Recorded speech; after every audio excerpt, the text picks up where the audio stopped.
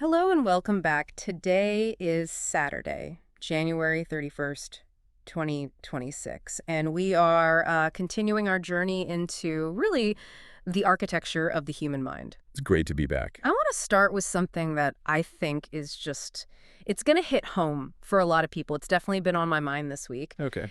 You know that feeling when you're doing everything right?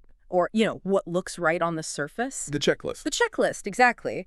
You're getting up early, you're hitting the gym, you're sending all the emails, smiling at all the right people, you are putting in the work. The grind. The grind. But then you look at the actual results, the needle on the gauge, your career, your bank account, whatever it is, and it's just flat. Nothing is moving. Nothing. It feels like you're pushing a boulder up a hill, but you're just sliding back down in the mud. It's so frustrating. It's maybe the most common frustration there is. It's like running full speed on a treadmill and being genuinely confused why the scenery isn't changing.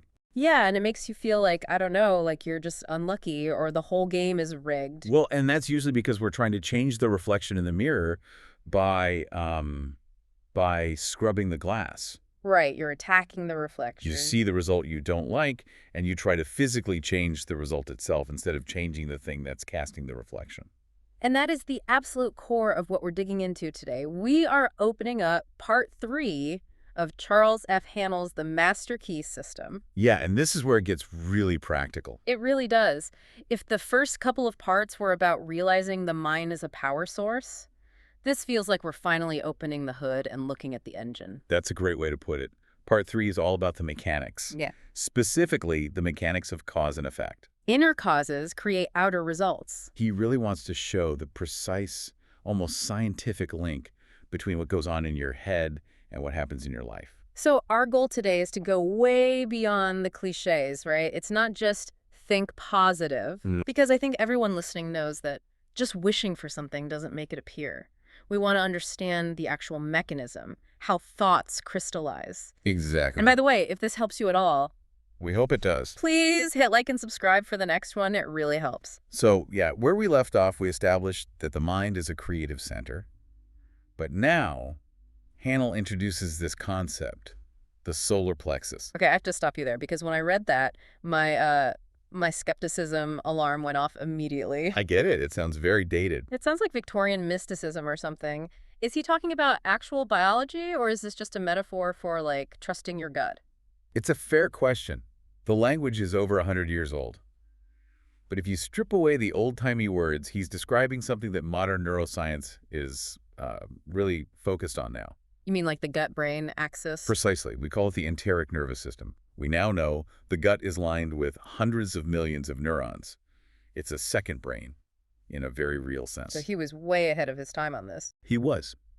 He identified this center, the solar plexus, as the bridge, the connection point between your conscious thoughts and your physical body. Okay, so he's saying the brain in your head, that's for conscious thought. Right, the cerebrospinal system. That's where you decide and plan. But the sympathetic nervous system, centered in the solar plexus, that's the organ of the subconscious. And the subconscious is the engine room. It's the engine room. It handles your heartbeat, your digestion, all the things you don't think about. But Hanel argues it also translates your mental state into your physical circumstances. That's the big leap, isn't it? I mean, I can accept my gut controls digestion, but controlling whether I get a promotion, that feels different. It's his core argument that we're not victims. We think life happens to us. He says, no, we are the architects. We usually draw the blueprints unconsciously. So let's break down cause and effect then. How does a thought, something so flimsy, become a cause for something solid? It's a sequence. It's not magic. And it starts with a repeated thought. Not just a random one that flies by. No, a random thought has no power. But if you think something over and over, it creates what he calls a tendency. Like cutting a groove in the dirt. That's a perfect analogy. The first time, the water goes everywhere. The 100th time, it's cut a channel. That's a first step. Thoughts become tendencies, then habits. Then second, that tendency starts to dictate your choices. And most of our choices are automatic. We don't even realize we're making them. Exactly. If you have a mental groove for anxiety, you will automatically choose the safe, quiet, risk-averse option. The water just flows down the path of least resistance. So the groove determines the path. And third, those repeated choices, they solidify into habits. There's not a groove, it's a river. The behavior is locked in. And the final step? Finally, your habits shape your character, and your character creates your circumstances. Your life's outcome is just the delta where that river empties out. Wow. So if you're standing in a swamp, it's because you dug a river that leads there. That can be a tough pill to swallow. But the empowering part is, if you dug the river, you can also divert it. You have the shovel. But you can't just yell at the swamp. You have to go back to the source. You have to go all the way back to the thought. That's where the work is. Hanel says the mind is the master weaver, and every thought is a seed. You can't plant nettles and hope for roses. You know, it lines up perfectly with what we know about neuroplasticity, the whole neurons that fire together, wire together thing. It's the same principle. He was intuiting it. When you worry, you are physically building a worry highway in your brain. You're making it easier and faster to worry next time. You are literally paving the road to misery. You're upgrading the infrastructure for it, yeah. So let's go back to the solar plexus as the mechanism. Can you give me another analogy for how that works? The captain on the ship, maybe? That's the one he uses, and it's perfect. Yeah. Your conscious mind is the captain on the bridge of a huge ship. Okay, I'm the captain. I can see the horizon. Right. And you can decide, I want to go to Hawaii. But the captain doesn't move the ship. The engines do. The engine room, deep in the hull, that's your solar plexus. Solar plexus connects mind and body. And the crew in the engine room, they can't see anything. They're in the dark. I just take orders. They just take orders. If the captain gets on the intercom and screams, we're going to hit an iceberg, the engine room doesn't debate it. Right. They just prepare for impact. They say, aye, aye, and they flood your body with cortisol. They tense your muscles. They execute the physical reality of the captain's fear.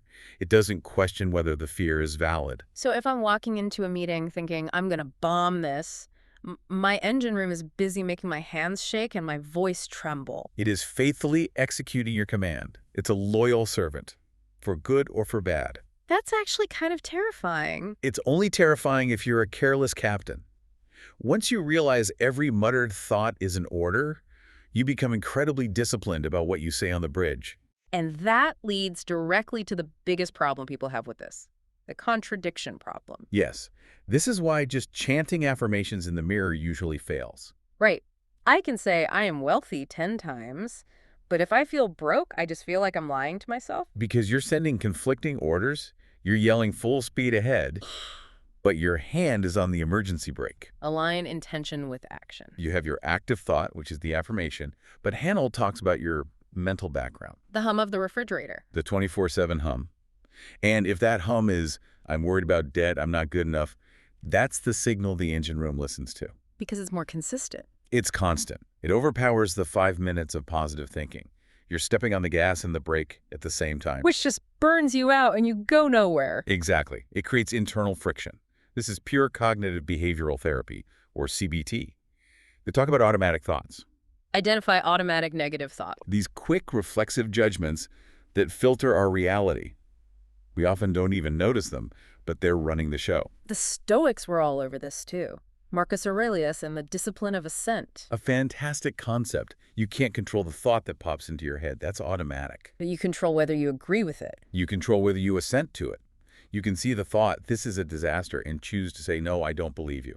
That's the discipline. Okay, so if we have these negative thoughts, my first instinct is to just crush them, to use willpower and force them out. And that is the biggest trap. Really? I thought willpower was the goal. Hanel makes this critical distinction. It's between force and discipline. They are opposites. Okay, break that down for me. Force is strain, tension, gritting your teeth. It's I must not fail. When you use force, you're creating a war inside yourself. And the solar plexus feels that war. It feels the tension and manifests stress. Force creates resistance. Hanel says you cannot coerce the universal. It's like trying to force a seed to grow by yanking on the little sprout. You'll just kill it. You'll kill it. You don't force it. You create the conditions for its growth. You water it. That is discipline. Discipline is gentle consistency. Discipline is gentle consistency. It's not a hammer. It's the steady drip of water that wears away stone. So instead of fighting the negative thought, you gently replace it. You relax the mind into the desired state rather than straining against the undesired one. It's a huge shift. Force creates resistance and strain. It's the difference between I will not be lazy and I enjoy being productive. One is a fight, the other is an embodiment. Let's make this really concrete. 3 examples. Work, relationships, Habits. Perfect. Let's start with work. The classic is procrastination. Oh, yeah. That big project you're dreading. So the force approach is to yell at yourself, "Oh, I'm so lazy to do this. Why can't I just start?" I feel my shoulders tensing up just hearing that. Right. Your body registers a threat. And when you're in fight or flight, the last thing your brain wants to do is creative work. So you procrastinate more. It backfires. So what's the discipline approach? First, you identify the automatic thought. It's usually, "I might fail at this." Yeah. You catch it. Then you gently replace it with something small and doable. Not, I have to finish this whole thing. No, just, "I will open the document and write one sentence." You make it non-threatening.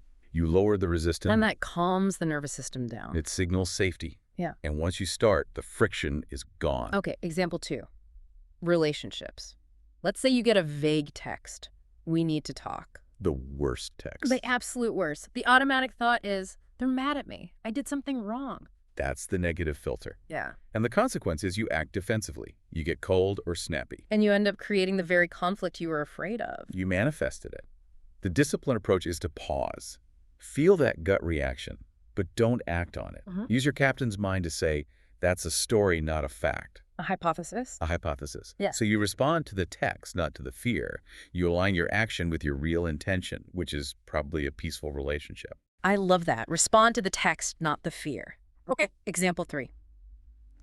Habits. The impulse loop. The loop. Cue is stress. Routine is scrolling social media or eating sugar. Reward is a little hit of temporary relief. Followed by guilt, which is more stress. And the loop starts again. Now, the force approach is to shame yourself. "Don't eat that donut, you're weak." Which just makes you focus on the donut. Exactly. What you focus on expands. The discipline approach is to redesign the environment. Don't fight the urge, change the cue. So if you want to read more, put the book on your pillow. Yes, you make the good habit the easy, obvious choice. You're not fighting yourself, you're setting yourself up to win. This all feels like it requires a very specific kind of practice. It does. Honnold calls it root training. And I think we should walk through a quick exercise for that. Practice root training daily. Let's do it. A practical root training practice. We've adapted this from part 3. Okay, so 6 steps. What's the first one? First, notice one, just one, repeating outcome you don't like. Maybe it's being late or always feeling rushed. I'll pick feeling rushed in the morning. That's a big one for me. Perfect. Next, identify the inner pattern that feeds that. What are you mentally rehearsing before it happens? Oh, that's easy. Hitting the snooze button and thinking, I'm so tired, I don't want to get up. There's the seed. You're rehearsing fatigue. You're programming your body to be tired. Wow. Okay. So step 3. Third, choose one cleaner thought to rehearse. And it can't be a lie. You can't just say, "I love mornings," if you don't. So what would work? Something true. Like, "I really enjoy having a quiet cup of coffee before the chaos starts." Okay, I can get behind that. I want that quiet coffee. Good. Fourth, choose one small aligned action to prove it. I'll get the coffee machine ready the night before. Perfect. It's a physical signal you're serious. Fifth, remove one contradiction. Remove inner contradiction. This is key. Stop saying, "I'm not a morning person." Ouch. Okay, that's a big part of my identity. You have to stop identifying with the problem you're trying to solve. Stop watering the weed. And the final step. Finally, close with a calm commitment. This is vital. Physically relax your body, let the tension drop from your solar plexus, and just affirm the new direction. "I am taking control of my mornings." It's like saving the file. You're sealing the new order and sending it to the engine room. If you do this daily, the outcome has to change. It's a law. It's mechanics, not magic. But I know people will try this and hit roadblocks, so let's cover the common mistakes. Okay, the first one we already talked about, using force instead of discipline. The gritting your teeth. Yeah. If you feel tense, you're fighting yourself. Yeah. The fix is to consciously relax, lower the resistance, Okay, what's mistake 2? expecting instant magic, planting the seed on Tuesday and digging it up on Wednesday to see if it's growing. You have to trust the process. You have to respect the law of growth. The delay isn't a denial. It's just gestation. Mistake number 3. Ignoring the physical body. You cannot have a calm, receptive mind in a tense, constricted body. You have to relax your shoulders, unclench your jaw. It sounds so basic, but it's foundational. Okay, mistake 4. Focusing on the without. Trying to change other people, if only my boss would. If only my partner would. You're scrubbing the mirror again. You are. The fix is to change your own frequency. When you change, the reflection changes. And the final mistake. Inconsistent effort. It's like going to the gym once a month. Right. 10 minutes every single day is infinitely more powerful than a 5-hour session once. It's the consistency that cuts the new grooves. Mental labor is the hardest work. It truly is. Okay, this has been a lot to process in the best way. Let's do a quick recap of the key points. Let's do it. First, outer reality is just a reflection of inner causality. Second, thoughts harden into tendencies, then habits, then your actual circumstances. Third, the solar plexus is the bridge between your conscious idea and the physical result. Fourth, discipline is gentle and consistent, not forceful. Fifth, force creates resistance and is destructive, while power is calm and constructive. Sixth, you have to find and remove those mental contradictions that cancel out what you want. And finally, changing the input to your subconscious is the only way to permanently change the output of your life. That's the whole system in a nutshell. So we understand the machine now, the captain, the engine room, not stepping on the gas and brake at the same time. We have the user manual. But it raises the next big question, which is, how do we program that subconscious engine room more directly? How do we plant the seeds so deep they can't help but grow? That is the next step. Suggestion. How to speak the language the subconscious understands. So that's what we're going to get into next time. Episode 4 will be all about the subconscious and suggestion. We're going to look at how to really make these changes stick. It's where the real power lies. I can't wait. Me either. Thanks for being here. If you want the full series, check the playlist, and please like and subscribe so you don't miss the next episode.